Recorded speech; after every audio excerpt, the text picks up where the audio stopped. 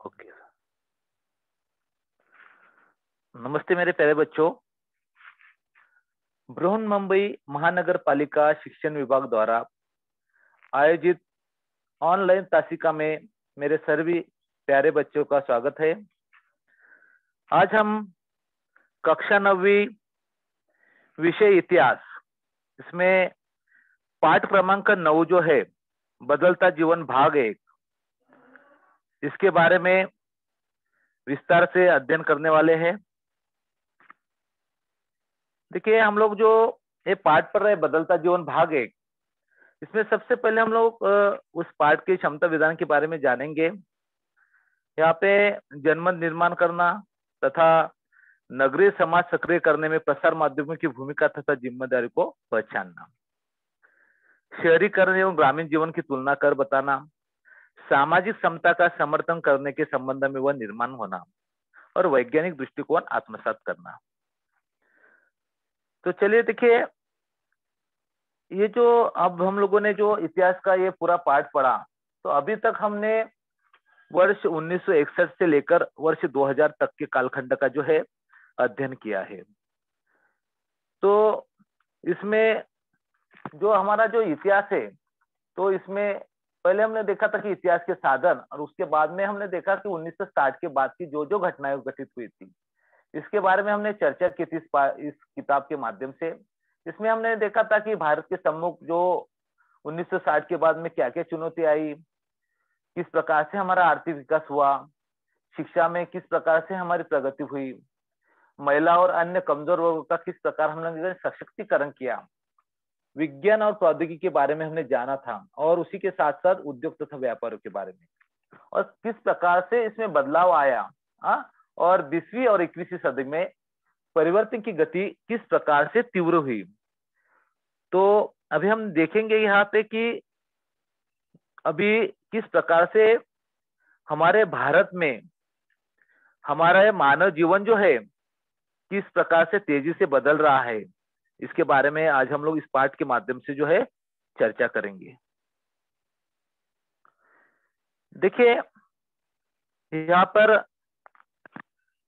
कि 20वीं और 21वीं सदी में जो परिवर्तन की गति तीव्र है और 21वीं सदी का जो मानव है वो तेजी से बदल रहा है, और पहले हमने जिन बातों की कल्पना भी नहीं कर सकी, वे बातें अब वास्तविकता में उतरी है कि किस प्रकार से हमारी प्रगति हुई है, इसकी ओर हम लोग ध्यान दे रहे हैं अभी यहाँ पे। तो देखिए, प्राचीन एवं मध्ययुग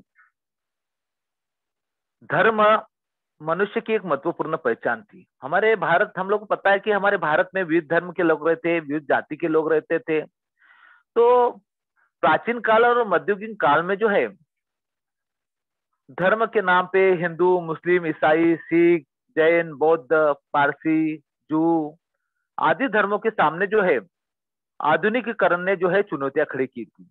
तो हम लोगों ने जो है कि धर्मों के बारे में, जाति में हम लोग अटके हुए थे, और इसी बात का फायदा हम लोग इतिहास पढ़ा है, तो हम लोगों ने इतिहास को जाना है। तो इसमें हमने देखा कि इसी बात का फायदा जो अंग्रेजों ने उठाया और हमारे भारत के ऊपर उन्होंने जो है अपना राज किया था।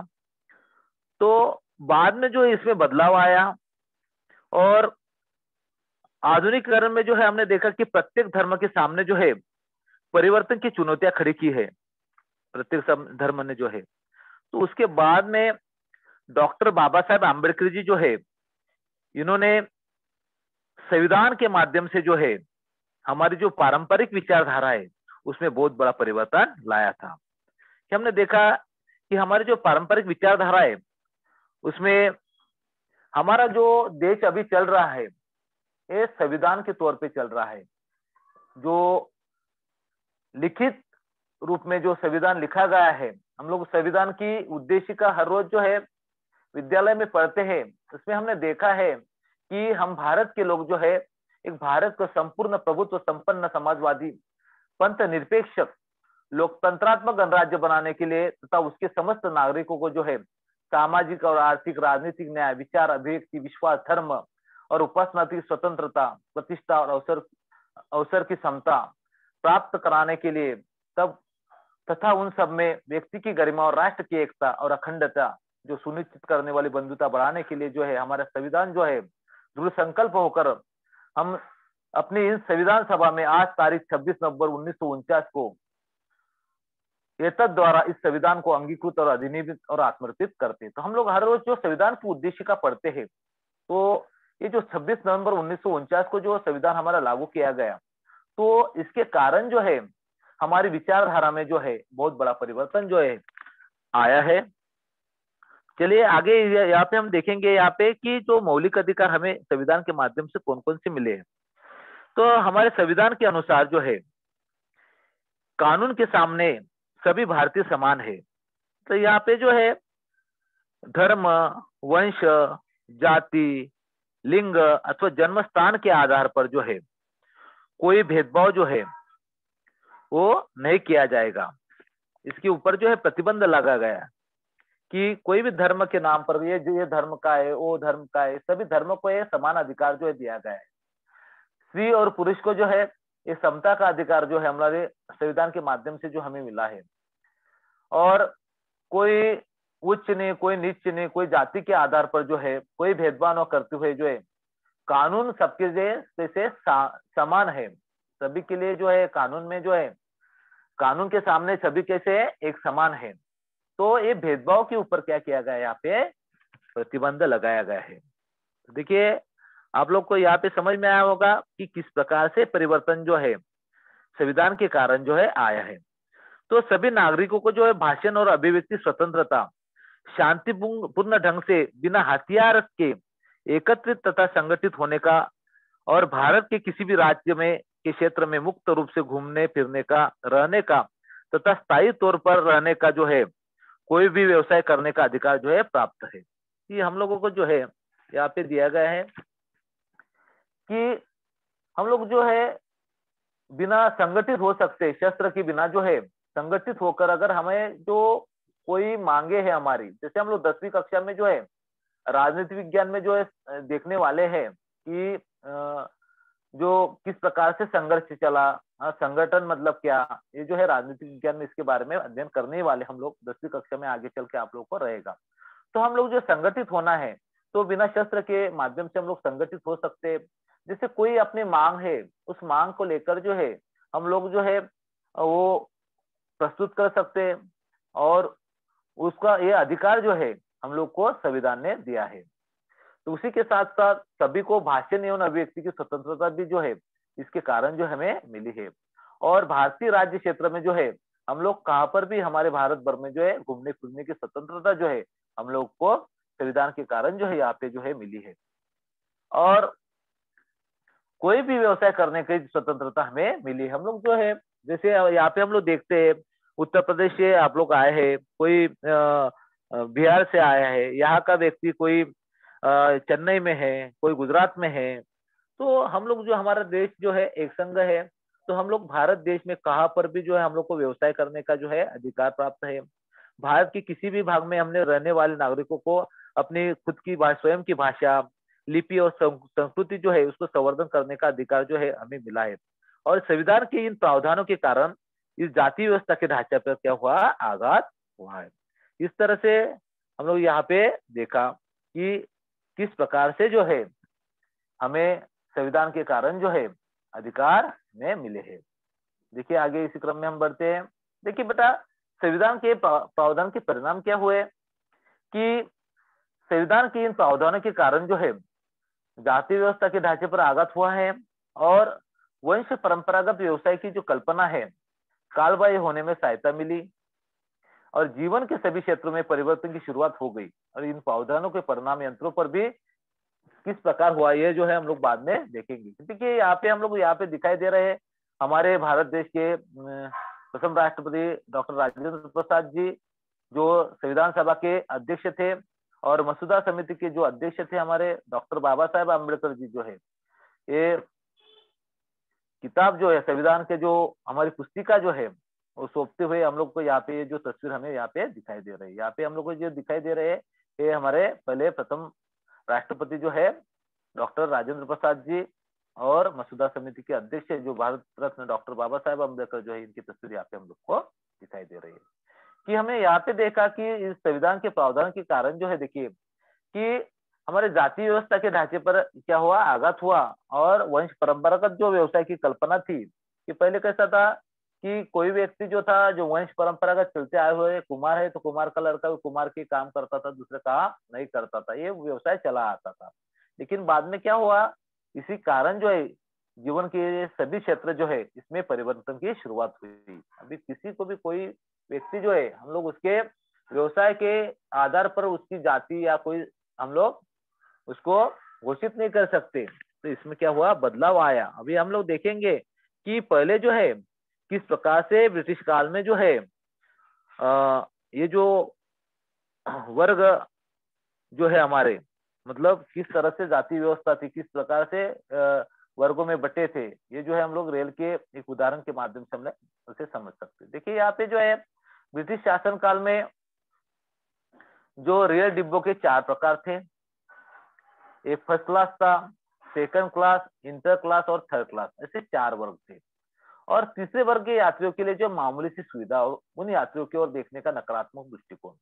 इस कारण यह वर्ग मानव भारतीय समाज व्यवस्था का प्रतीक ही बन चुका था। मतलब उसको जो है ऐसा वंचित के तौर पे रखा गया था, उसको दुर्लक्षित किया गया था, इस तरह से वो दिखाई देता, उसके लिए कोई सुविधाएं नहीं थी। हाँ, स्वच्छता थी उस डब्बे में, और सब वहां पे देखने के लोगों का नजरिया अलग था। लेकिन 1978 के जो रेल बजट था, तो उस समय के जो तत्कालीन रेल मंत्री थी मधु दंडवंते ने जो है तीसरी श्रेणी की जो व्यवस्था थी ये समाप्त कर दी। तीसरी श्रेणी की जो रेल डिब्बा था वो क्या कर दिया, समाप्त कर दिया। और बाद में जो है पुणे मुंबई के बीच जो सिंहगढ़ एक्सप्रेस और मुंबई कोलकाता के बीच गीतांजलि एक्सप्रेस, ये वर्ग रहित गाड़ियां जो है उन्होंने प्रारंभ हुई।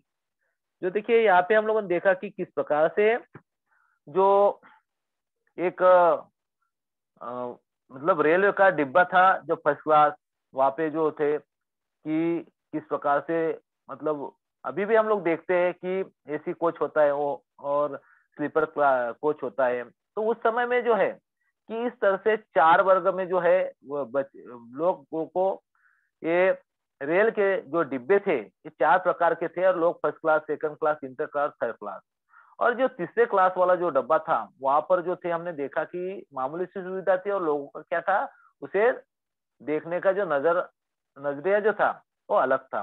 तो इसलिए जो था कि जो उस समय के रेल मंत्री थे मधु दंडवंते, उन्होंने क्या किया, इस व्यवस्था को समाप्त कर दिया। तो देखिए ये उपरोक्त प्रावधानों के कारण जो है समाज में छोटे बड़े परिवर्तन जो है धीरे धीरे होने लगे। ये जो संविधान ने जो प्रावधान दिए, जो प्रावधान किए, तो इसके कारण जो है समाज में धीरे धीरे क्या होता गया, परिवर्तन जो है वो होता गया। और अब जो है होटल में सभी के लिए जो है प्रवेश खुला है। पहले जो था होटल में जो था या कई जगहों पे जो था, तो वहां पर बाकी जो आम आदमी थे जो उनको वहां पे आना क्या था, आने नहीं दिया जाता था, प्रवेश निषिद्ध था। लेकिन इसमें क्या हुआ, धीरे धीरे क्या होता गया, बदलाव आता गया। और धर्म, वंश, जाति, लिंग, इन कारणों से प्रवेश नकारा नहीं जाएगा, ऐसे तथ्य होटल में हम लोग देख सकते हैं। कि मतलब होटल में हम जाएंगे तो सभी व्यक्तियों को लिए जो है होटल के द्वार जो है खुले। यहाँ पे ऐसा नहीं कह सकते कि उसको आना नहीं है, उनको आना नहीं है, ये नहीं आ सकता है। मतलब सभी जाति धर्म के, सभी वंश के सभी लोगों को जो है उस होटल में प्रवेश दिया जा सकता है, किसी को नकारा नहीं जा सकता है। हम लोग उसे वहां पे होटल में जाते देख सकते, वहां पे लगा रहता है। पहले राज सत्ता के विरुद्ध विचार प्रकट करने की कुछ मर्यादाएं थी। अब भारतीय नागरिक समाचार पत्रों, भाषण और अन्य माध्यमों द्वारा सरकार के विरुद्ध विचार प्रकट कर सकते हैं। देखिए हम लोग को सरकार के कुछ विचार है, अगर हम लोगों को पसंद नहीं है कि ये जो सरकार ने ये जो कुछ कानून लाया है, कोई विचार प्रकट किए, अगर हम लोग को उस बात से हम लोग सहमत नहीं है, तो हम लोग क्या कर सकते हैं, हमारे विचार जो है प्रकट कर सकते हैं समाचार पत्र के माध्यम से। भाषण स्वतंत्रता हम लोग को दी गई, भाषण के माध्यम से हम लोग हमारे विचार प्रकट कर सकते हैं, और सरकार के विरुद्ध आवाज उठा सकते हैं। और अन्य माध्यमों के माध्यम से भी जो है हम लोग हमारे विचार जो है सरकार के विरुद्ध जो है प्रकट कर सकते हैं। ये अभी हम लोग को स्वतंत्रता मिली है। पहले जो थी इनके ऊपर जो है मर्यादाएं थी, हम लोग सरकार के जो सामने उनके विरुद्ध में कुछ बोल नहीं सकते थे। लेकिन जैसे संविधान हमें लागू किया गया, तो हम लोग जो है हमारे विचार जो है वो विचार हम प्रकट कर सकते हैं। हमें अमान्य लगने वाली बातें हम बोल सकते हैं। जैसे हमें कोई बात है वो हम लोग को पसंद नहीं, तो बातें हम लोग क्या कर सकते हैं, बोल सकते हैं। ये बहुत बड़ा परिवर्तन जो है स्वतंत्रता के बाद के कालखंड में, स्वतंत्रता कालखंड में हुआ है। स्वतंत्र के बाद में जो है, जैसे हम लोग भारत देश आजाद हुआ उसके बाद में यह बहुत ही बड़ा जो परिवर्तन जो है हम लोग को यहाँ पे दिखाई देता है। इस तरह से हम लोगों ने यहाँ पे देखा बेटा कि किस प्रकार हम लोग को मौलिक अधिकार मिले, संविधान के प्रावधान के परिणाम हम लोगों ने यहाँ पे देखे। तो इस तरह से जो है कि हम लोग देख रहे हैं कि 1961 के बाद में हम लोग देख रहे हैं कि किस प्रकार से हमारे जीवन में बदलाव आया हो, किस प्रकार से बदलता गया। तो पहले हम लोगों ने देखा कि धर्म के नाम पे हम लोग बटे थे, जाति के नाम पे बटे थे, उसमें क्या परिवर्तन आया, किस किस तरह से हम लोग को स्वतंत्रता मिली, कौन कौन से प्रावधान मिले, ये हम लोगों ने यहाँ पे देखे।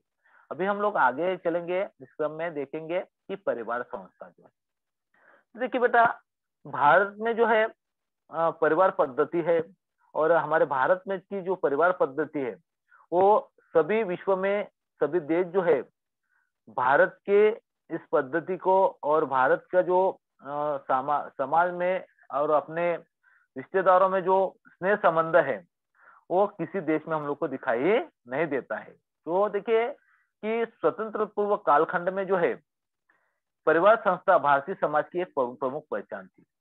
स्वतंत्रता के पहले हम लोग देखते हैं कि हमारे जो पूर्वज थे उसमें दादा परदादा, उनका लड़का, उनके नातू पोतो भाई सब लोग जो थे एक साथ संयुक्त परिवार पद्धति हमारे भारत देश में थी कि संयुक्त एक साथ सभी जो लोग हैं एक ही घर में सब लोग जो है 8-8 10-10 भाई, मतलब चचेरे भाई, वो लोग सब चाचा चाची चचेरे भाई दादा दादी ये सब लोग जो है उनके पोते सब लोग जो है एक साथ मिलकर जो है संयुक्त परिवार पद्धति में जो थे वो रहते थे। तो हमारे संयुक्त परिवार पद्धति का देश के रूप में भारत संसार भर में पहचाना जाता था। तो संयुक्त परिवार पद्धति के रूप में जो है भारत जो है पूरे संसार भर में जो है हमारा भारत देश पहचाना जाता था।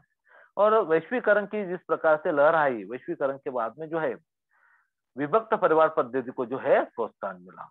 वैश्वीकरण के बाद में जो है तो विभक्त परिवार पद्धति जो है हम लोग अभी देखते हैं कि एक भाई अलग रहता है, दूसरा भाई अलग रहता है अपने परिवार के साथ में। तो विभक्त परिवार पद्धति जो है वैश्वीकरण की जो दौर आई, लहर आई, उसके बाद में जो है हम लोग को यहाँ पे विभक्त परिवार पद्धति जो है देखने को मिलती है। इस तरह से आप लोग को अगर टिप्पणी आई कि परिवार संस्था, तो इस तरह से आप लोग जो है बेटा परिवार संस्था के बारे में जो है लिख सकते हैं कि परिवार एक सामाजिक संस्था होने के साथ साथ प्रत्येक समाज का क्या है, एक मूलभूत समूह भी है।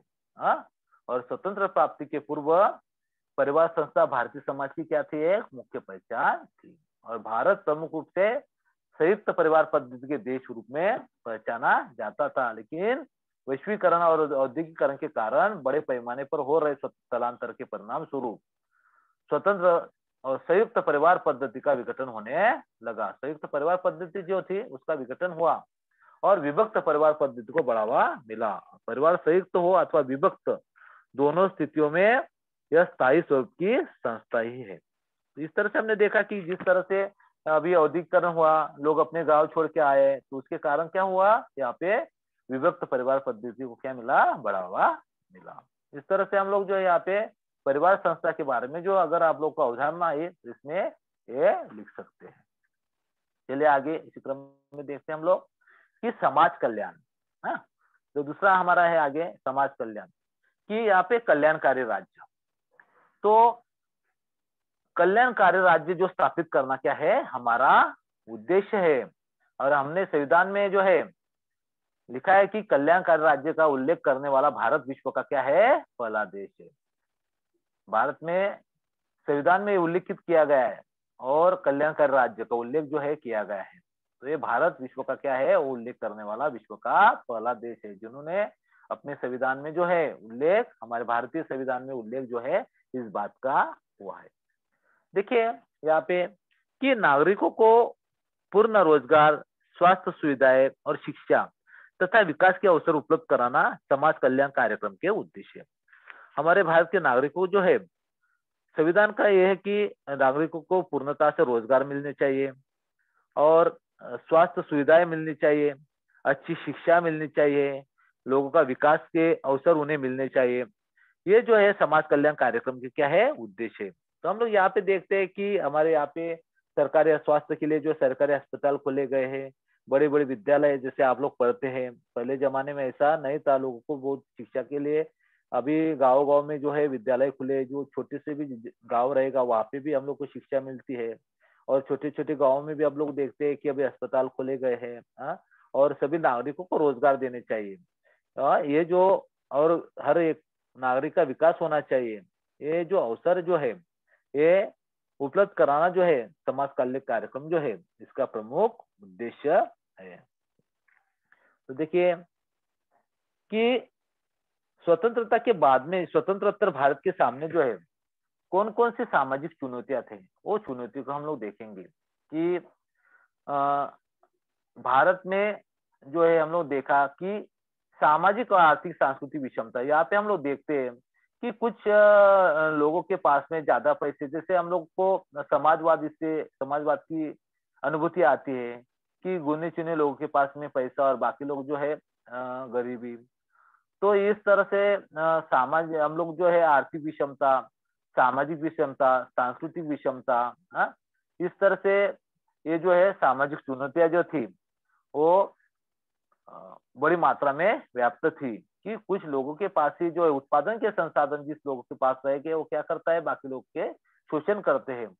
तो ये जो कार्ल मार्क्स का जो सिद्धांत है वो हम लोग को दिखाई देता है। तो भारत में उस समय जो है कि इस तरह से समाज में आर्थिक, सामाजिक, शैक्षिक, सांस्कृतिक विषमता जो है वो बड़ी मात्रा में जो है वो दिखाई देती थी, व्याप्त थी। और स्त्रियों, मतलब महिलाएं, बच्चे, दिव्यांग और दुर्बल घटकों का विकास करना, हाँ, और उसी के साथ साथ महिलाओं का, बच्चों का, दिव्यांग, अनुसूचित जाति जनजाति और अल्पसंख्यक, हाँ, उनका भी क्या करना है, विकास करना है।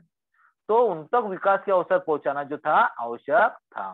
तो ये सारी सामाजिक चुनौतियां जो थी यहाँ पे हम लोग देख सकते हैं कि बाकी लोग जो थे बहुत सारी चीजों से वंचित थे। हाँ, तो उनके तक जो है सभी विकास पहुंचाना जो था ये प्रमुख जिम्मेदारी जो थी वो थी। तो इसलिए भारत सरकार ने क्या किया, तो सरकार के सामने जो है स्वतंत्र कालखंड में जो है सरकार के सामने ये सबसे बड़ी चुनौतियां थी। इसके लिए भारत सरकार ने जो, देखिए यहाँ पे भारत सरकार ने, यहाँ पे हम लोग देख सकते हैं कि भारत सरकार ने 14 जून 1964 को जो है स्वतंत्र समाज कल्याण मंत्रालय की स्थापना की। क्यों की गई बेटा यार ये स्थापना? क्योंकि यहाँ पर भारत के सामने जो थे सामाजिक चुनौतियां थी कि जो सामाजिक, आर्थिक तथा सांस्कृतिक विषमता थी, महिलाओं, बच्चों, दिव्यांग और दुर्बल घटकों का विकास करना था, अनुसूचित जातियों, जनजातियों और अल्पसंख्यक का विकास करना था। इसलिए भारत सरकार ने क्या किया, यहाँ पे समाज कल्याण विभाग जो है इसकी स्थापना की गई। तो आप लोग को आएगा कि क्यों की गई स्थापना, तो हमें पता होना चाहिए कब की गई। तो भारत सरकार ने यहाँ पे देखिए कि 14 जून 1964 को जो है स्वतंत्र समाज कल्याण मंत्रालय की स्थापना की गई। यहाँ पे उनके हम लोग सिंबल जो है यहाँ पे देख सकते हैं। और ये जो मंत्रालय बेटा कि इस मंत्रालय के अंतर्गत जो है पोषण और बाल विकास, सामाजिक सुरक्षा और सामाजिक संरक्षण, स्त्री कल्याण एवं विकास के लिए कार्यक्रम कार्यान्वित किए जाते हैं। यहाँ पे देखिए कि ये जो मंत्रालय जो है, मंत्रालय के अंतर्गत जो है पोषण और बाल विकास, सामाजिक सुरक्षा, सामाजिक संरक्षण, स्त्री कल्याण एवं विकास के कार्यक्रम जो है ये जो है वो कार्यान्वित किए जाते हैं। और इस प्रकार की व्यवस्था राज्य स्तर पर भी की गई है। जिस तरह से भारत सरकार की केंद्र की ओर से व्यवस्था की गई, उसी प्रकार की व्यवस्था जो है राज्य सरकार के माध्यम से भी राज्य स्तर पर जो है की गई है। इस तरह से हम लोगों ने यहाँ पे देखा कि समाज कल्याण में कि क्या क्या चुनौतियां थी स्वतंत्र भारत के सामने, और वो चुनौतियों का सामना करने के लिए जो है समाज कल्याण मंत्रालय की क्या की गई, स्थापना की गई। समाज कल्याण मंत्रालय जो है इसकी स्थापना की गई। इसके लिए यहाँ तक आप लोगों को समझ में आया होगा कि आपने देखा यहाँ पे कि जो समाज कल्याण है, कल्याणकारी राज्य किस प्रकार से लाना है, जो भारतीय संविधान में जो इसका उल्लेख किया गया है, कौन कौन सी सुविधाएं हम लोग को देनी है। हमने देखा कि नागरिकों को पूर्ण रोजगार, स्वास्थ्य सुविधा, शिक्षा विकास के अवसर उपलब्ध कराना, ये समाज कल्याण कार्यक्रम के उद्देश्य थे। और हमारे भारत सामने कौन कौन सी चुनौतियां थी, इस चुनौतियों को पार करने के लिए जो है तो लोग के लिए समाज कल्याण मंत्रालय जो है वो समाज कल्याण मंत्रालय की स्थापना की गई। अभी आगे देखेंगे हम लोग। देखिए यहाँ पे अनुसूचित जातियां और जनजातियां, हाँ, शेड्यूल कास्ट जो है यहाँ पे हम लोग देखते बताए एससी और एसटी एक्ट जो है यहाँ पे हम लोग दिखाई दे रहा है। हमारे भारत देश जो है यहाँ पे ये भारत देश का मैप हम देख सकते हैं कि वर्ष 1971 की जो जनगणना के अनुसार जो है देश में 22% लोग जो है अनुसूचित जाति और जनजाति के थे। मतलब एससी एसटी क्या क्या जो कास्ट है, तो 1971 की जब जनगणना हुई तब 22% लोग जो है अनुसूचित जाति और जनजातियों के थे। और इन सब के लिए कानून बनाकर शैक्षिक छात्रवृत्ति एवं प्रतिनिधित्व देकर संसद, राज्य और विधिमंडल जो है इसमें सरकारी सेवा के कुछ स्थान जो है आरक्षित रखे गए। तो हम लोग देखते हैं यहाँ पर जो है कि किस प्रकार से जो है एसटी एसटी के लिए जो है आरक्षण जो है रखा गया है। तो यहाँ पे जैसे शेड्यूल कास्ट के एससी कास्ट एसटी कास्ट मतलब जो पिछड़ा वर्ग जो है इनके लिए शैक्षिक छात्रवृत्ति जो है वो लाई गई। और राजनीतिक संसद में, राज्य विधिमंडल में और सरकारी सेवाओं में जो है कुछ स्थान जो है आरक्षित रखे गए। मतलब जैसे कि कोई सरकारी जगह निकले वहां पे 100% जो है 100 जगह है तो 100 जगह में से 22 जगह जो है वो एससी एसटी कास्ट के लिए क्या किए जाएंगे, आरक्षित जाएगी। मतलब वहां पे जो पिछड़े वर्ग के लोग जो है 22 लोगों को वहां पे जो है वो मौका मिलेगा। इसलिए तरह से जो है समानता लाने का प्रयास जो है इस माध्यम से जो है किया गया है। मतलब जो वर्ग पीछे है तो उनको आगे लाने के लिए जो है ये प्रावधान जो है संविधान के माध्यम से किया गया। और अनुसूचित जनजातियों के लिए जो है कुछ जो स्थान जो है वो आरक्षित रखे गए। मतलब वो वहां पर एससी एसटी कास्ट के जो लोग हैं तो संसद में जा सकते हैं, राज्य विधिमंडल में जा सकते हैं, सरकारी सेवा में जा सकते हैं। ये मौका जो है इसके माध्यम से जो है वो दिया गया है। इस तरह से हम लोगों ने यहाँ पे जो है ये अनुसूचित जाति और जनजाति के बारे में जो है तो किस प्रकार से जो स्थान आरक्षित है और किस तरह से उन सेवा को मौका उन्हें मिला है यहाँ पे लोगों ने देखा। चलिए बेटा अभी हम देखेंगे, अभी तक हम लोगों ने देखा कि किस किस प्रकार से जो है मतलब समानता लाने के लिए प्रयास किया गया।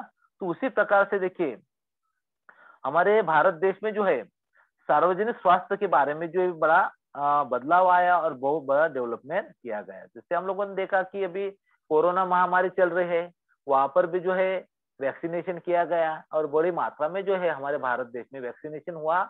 और कोरोना के काल में हमारी सरकार ने जो है बहुत बड़ा अच्छा से कार्य किया और लोगों को जो है सुख सुविधाएं पहुंचाने का प्रयास किया गया। तो उस तरह से किस प्रकार से हम लोगों जो सार्वजनिक स्वास्थ्य में हम लोगों ने विकास किया है इसके बारे में अभी हम लोग देखेंगे कि अपने जो प्रथम कर्तव्य जो है के रूप में सरकार जनता के रहन सहन का स्तर बढ़ाए। तो प्रथम कर्तव्य के रूप में जो सरकार जो है भारतीय लोगों के जो रहन सहन है उसका स्तर बढ़ाए और उनका पोषण करे और सार्वजनिक स्वास्थ्य भी सुधारे। और लोग का जो है पोषण करना और लोग का सार्वजनिक स्वास्थ्य सुधारना ऐसा उल्लेख जो है संविधान में किया गया है। संविधान के माध्यम से हम लोग यहाँ पे देख रहे हैं कि हर नागरिक जो है भारतीय नागरिक जो है तो उनका हर एक का जो है रहन सहन का स्तर बढ़ना चाहिए, उनका सभी व्यक्तियों का पोषण अच्छे से हो, उनका स्वास्थ्य अच्छा रहे, ऐसा उल्लेख जो है संविधान में जो है किया गया। और केंद्र सरकार का स्वास्थ्य एवं समाज कल्याण मंत्रालय जो है इस संदर्भ में राज्य सरकार की सहायता करता है। केंद्र सरकार का जो स्वास्थ्य और समाज कल्याण मंत्रालय जो है इस संदर्भ में जो है हर राज्य सरकार की क्या करता है वो सहायता करता है। जो समाज कल्याण मंत्रालय जो है स्वास्थ्य एवं समाज कल्याण मंत्रालय केंद्र सरकार का वो क्या करता है, हर राज्य को जो है स्वास्थ्य के लिए क्या करता है, सहायता करता है। और छठी पंचवर्षीय योजना में जो है जैसे हम लोगों ने पंचवर्षीय योजना पढ़ी थी तो उन पंचवर्षीय योजना में प्रथम पंचवर्षीय योजना, द्वितीय पंचवर्षीय योजना, तो उसी तरह से जो छठी पंचवर्षीय योजना थी उसमें ग्रामीण क्षेत्र के लोगों और आदिवासी और गरीबों को जो है प्राथमिक स्वास्थ्य सेवाएं तथा चिकित्सा सेवाएं उपलब्ध कराने के उद्देश्य था।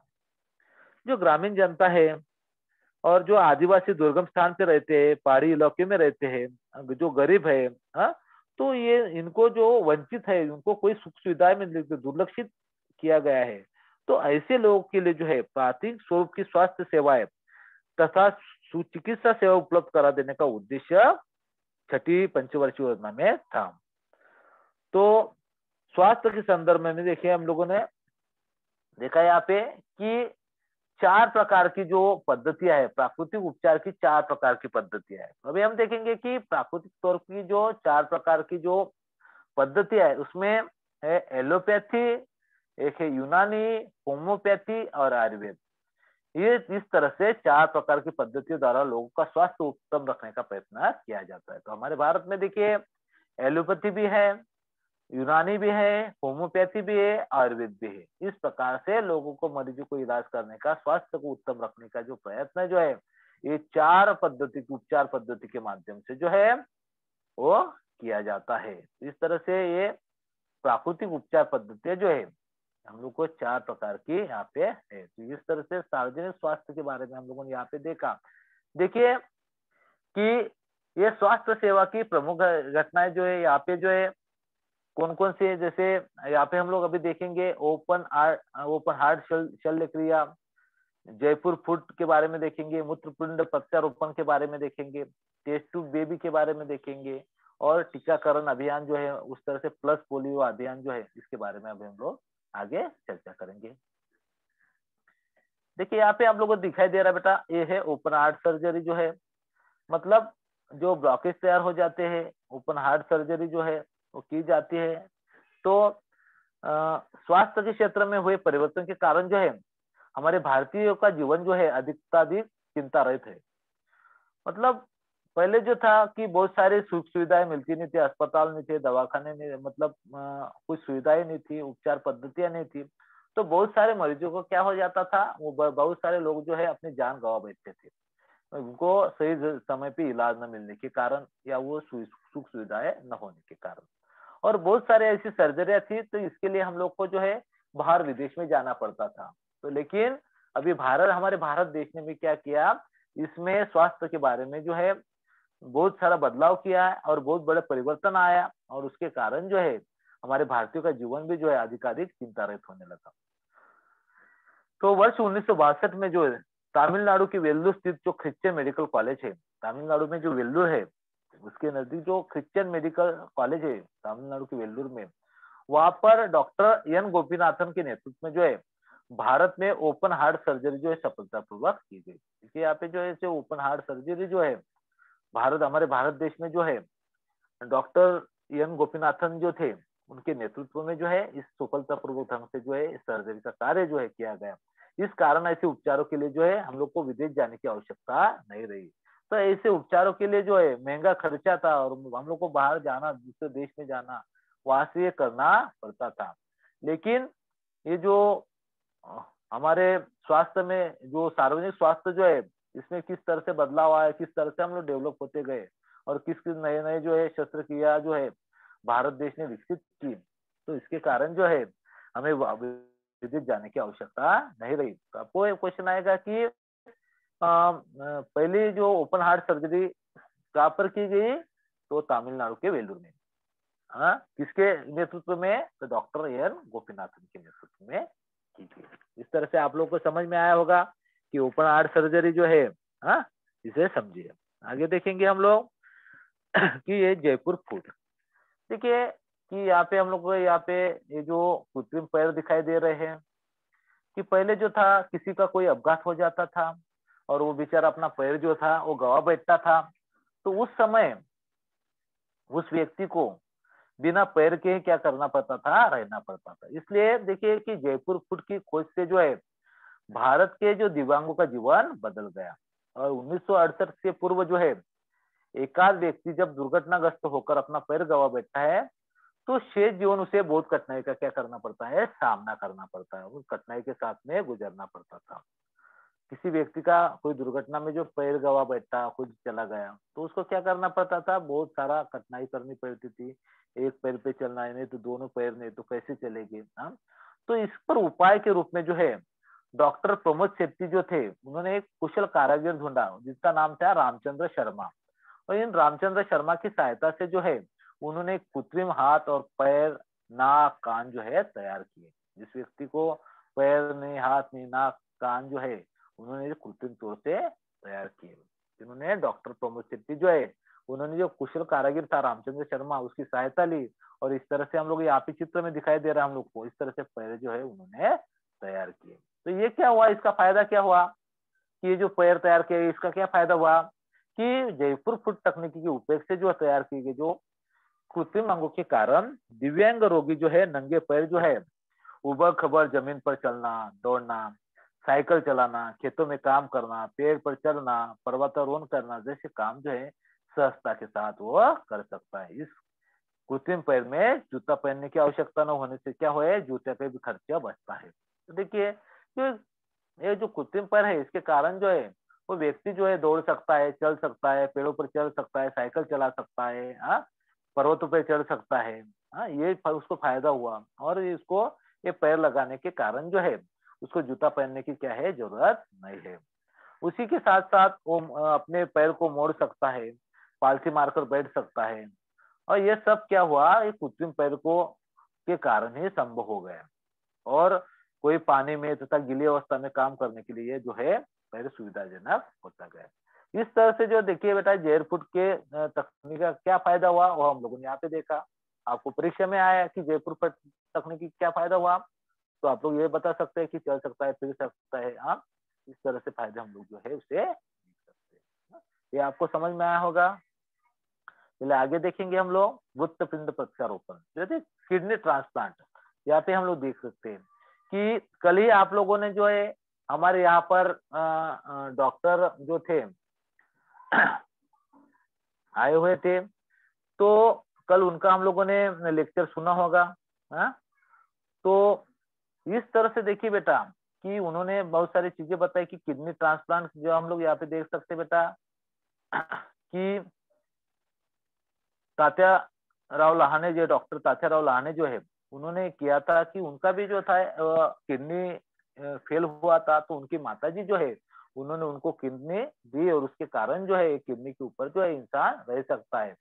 तो इस तरह से कोई व्यक्ति जो रहते थे तो उनकी किडनी न होने के कारण जो है उनको अपनी जान गंवानी पड़ती थी। लेकिन कोई दूसरी व्यक्ति अगर किडनी दे रहा है तो उनके किडनी के कारण जो है वो व्यक्ति बच सकता है। जो किडनियां रहती उसमें से एक किडनी के ऊपर भी जो है इंसान अपना जीवन व्यतीत कर सकता है। तो यह शल्य क्रिया जो है भारत में साध्य हो जाने से जो है रोगी के प्राण बचाने में जो है डॉक्टरों को सफलता मिली है। और वर्ष 1971 के पूर्व की तरह ही शल्य क्रिया भारत में बहुत अधिक नहीं होती थी। और तमिलनाडु के जो वेल्लोर क्रिश्चियन में मेडिकल कॉलेज के अस्पताल में जो शल्य क्रिया वर्ष जो 1971 में सफल हुई, तो वहां पर डॉक्टर जॉनी और डॉक्टर मोहन राव ने जो जीवित व्यक्ति द्वारा दान किए गए जो मूत्रपिंड रोगी के शरीर में जो है सफलतापूर्वक प्रत्यारोपण किया। मतलब जो किडनी ट्रांसप्लांट का काम जो हो किया गया, कहाँ पर, वो भी जो है तमिलनाडु के वेल्लोर में किया गया 1971 में। और ये सफल भी रहा। और शरीर में ये सफलतापूर्वक प्रत्यारोपण किया गया। अब अविकसित देशों के रोगी यह शल्य क्रिया करवाने के लिए जो भारत में आते हैं, बाहरी देशों के भी जो लोग जो है हमारे भारत देश में जो है इसके लिए आते हैं। कि हमने यहाँ पे देखा कि ये जो काम है कि किसी व्यक्ति का प्राण बचाने के लिए जो है इसमें डॉक्टर को बहुत बड़ी सफलता मिली। और बहुत सारे बाहरी देशों के भी लोग जो है यहाँ पे हमारे देश में आते हैं। और ये जो कार्य किया गया 1971 में, और कहाँ पे हुआ, ये भी तमिलनाडु के वेल्लूर में किया गया। और वहां पे डॉक्टर जॉनी और डॉक्टर मोहनराज जो है इन्होंने जीवित व्यक्ति द्वारा दान किए गए मूत्रपिंड का रोगी के शरीर में सफलतापूर्वक प्रत्यारोपण किया और ये बहुत बड़ा सफल रहा। तो अभी ये जो है बाहरी देश के लोग भी जो है हमारे भारत देश में इसके लिए आते हैं। अभी हम आगे देखेंगे कि टेस्ट ट्यूब बेबी। तो पहले भारत में पहले से जो है परिवार व्यवस्था में संतान को होना महत्वपूर्ण माना जाता है। कि हमारे भारत में देखिए गांव में आज भी देखा जाता है कि संतान होनी चाहिए, और ये जो है महत्वपूर्ण जो है माना जाता है। और संतान की इच्छा रखने वाले पति पत्नी को संतानहीनता की समस्या को दूर करने के लिए जो है वर्ष 1978 से जो है टेस्ट टू बेबी इस तकनीक के सहारा उपलब्ध हो गया।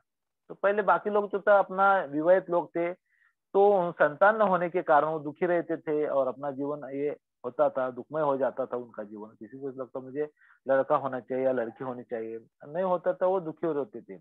लेकिन 1978 में जो है हमारे भारत देश में टेस्ट ट्यूब बेबी जो है ये तकनीक के सहारा उपलब्ध हो गया। और कोलकाता में यहाँ पे हम लोग देख सकते हैं डॉक्टर सुभाष मुखोपाध्याय ने देखरेख में जो टेस्ट ट्यूब बेबी का प्रयोग जो है सफल रहा, और इसमें कृत्रिम गर्भधारणा तकनीक का यह प्रथम प्रयोग सफल रहा। जो आपको 10वीं की जो विज्ञान की किताब में जो बाकी चीजें इसके बताई जाएंगी। और इस तकनीकी के माध्यम से दुर्गा नामक बच्ची का जन्म हुआ। पहली जो टेस्ट ट्यूब बेबी की जो लड़की हुई दुर्गा नामक बेबी, यहाँ पे हम लोग देख सकते हैं कनुप्रिया अग्रवाल जो दुर्गा कहते हैं। तो ये जो टेस्ट ट्यूब बेबी का जो सफल प्रयोग जो है डॉक्टर यहाँ पे दिखाई दे रहे सुभाष मुखोपाध्याय, इनके माध्यम से किया गया। और इसमें जो पहली टेस्ट ट्यूब बेबी की पहली जो लड़की जो यहाँ पे हम देख सकते बच्ची का जन्म हुआ वो है दुर्गा, इनका नाम है कनुप्रिया अग्रवाल वो हुई। और इस कारण संतान की इच्छा रखने वाले जो अभिभावक है इनकी समस्या हल होने में क्या हुई, सहायता मिली। अभी हम आगे देखेंगे। यहाँ पे देखिए किस प्रकार से टेस्ट ट्यूब बेबी जो है वो किया गया है।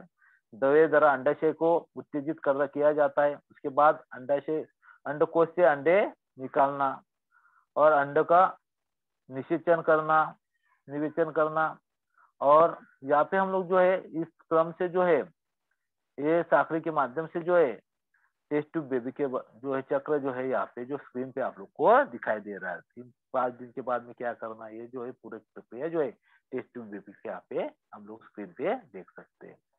तो देखिए आगे है टीकाकरण। तो देखिए यहाँ पे हम लोग वर्ष 1978 से पूर्व भारत में जो प्रतिवर्ष जो है पैदा होने वाले 10 बच्चों में से 6 बच्चे जन्म के बाद पहले वर्ष में प्राणघाती बीमारी के कारण जो है चपेट में आ गए हैं। तो देखते हैं हम लोग कि भारत में जो है कि बहुत सारे बच्चों का जो है 6 बच्चे जो है मतलब पैदा होने वाले 10 बच्चों में से 6 बच्चे क्या हो जाते थे, जन्म होने के बाद में ही जो है ऐसी सारी बीमारियां थी, उस बीमारी के चपेट में वो आ जाते थे। तो ऐसे बीमारी का सामना कर जो थी कि उसमें देखिए पोलियो थी, खसरा था, हाँ, उसके बाद धनुर्वात था, क्षय रोग था और गलगंड और कुकुरकाशी। ऐसे रोगों का उन्मूलन करने के लिए जो है टीकाकरण कार्यक्रम जो है चलाया गया। मतलब सबको टीका लगाया गया। जैसे हम लोग आप अभी देखते हैं कि किस प्रकार से कोरोना के लिए जो है कोविशील्ड कोवैक्सीन के टीके लगाए जाते हैं, उसी तरह से जो है हम बच्चे जैसे जन्म में होने के बाद बच्चों का जन्म होने के बाद में जो है उनको पोलियो का, खसरा, धनुर्वात ऐसे जो टीके जो है उसके लगाए जाते हैं कि ऐसे बीमारियों में की चपेट में आ जाते थे। क्षय रोग जो हम लोग देखते हैं, गलगंड, ऐसे जो रोग है उसके उन्मूलन करने के लिए जो है टीकाकरण कार्यक्रम जो है चलाया गया। और वर्ष 1995 में जो है पल्स पोलियो टीकाकरण अभियान चलाया गया। कि पोलियो के बहुत सारे बच्चे जो है बचपन में पोलियो के शिकार हो जाते थे, इसके लिए जो है पल्स पोलियो टीकाकरण कार्यक्रम अभी हम देखते हैं वो चलाया जाता है। और हमारे नजदीक आके जो है ये पोलियो का टीकाकरण किया जाता है और परिणाम स्वरूप पोलियो की रोकथाम की जा सकी। इसके कारण जो है पोलियो की रोकथाम की गई। इस तरह से आज हम लोगों ने जो है यहाँ पर संविधान के मौलिक अधिकार देखे, संविधान के प्रावधानों के परिणाम देखे, भारत की परिवार संस्था देखी, उसी तरह से समाज कल्याण, उसमें जो कल्याणकारी राज्य स्वतंत्र भारत के सामने कौन कौन सी सामाजिक चुनौतियां, समाज कल्याण मंत्रालय की स्थापना कब की गई, अनुसूचित जाति जनजाति के लिए कौन कौन सी सहूलतें वो देखी, सार्वजनिक स्वास्थ्य के बारे में देखा, स्वास्थ्य सेवा की घटनाओं में हमने देखा कि ओपन हार्ट शस्त्रक्रिया देखी, जयपुर फूड देखा, मृत्युपिंड प्रत्यारोपण के बारे में देखा, टेस्ट ट्यूब बेबी के बारे में देखा और पल्स पोलियो टीकाकरण अभियान जो है इसके बारे में हम लोगों ने आज चर्चा की। तो इस तरह से ये आप लोग सभी को समझ में आया होगा। किसी को कोई सवाल पूछना है बेटा? Hello hello sir, hello hello hello hello hello एक मिनट। हेलो। हाँ सर। हेलो। हाँ, किसी को कोई पूछना है सर? किसी को अगर कोई डाउट हो तो सर से क्लियर कर लो बच्चों। सर किसी के रेज हैंड नहीं है अभी, आप अपना क्लास एंड कर सकते हैं sir. Okay sir, thank you.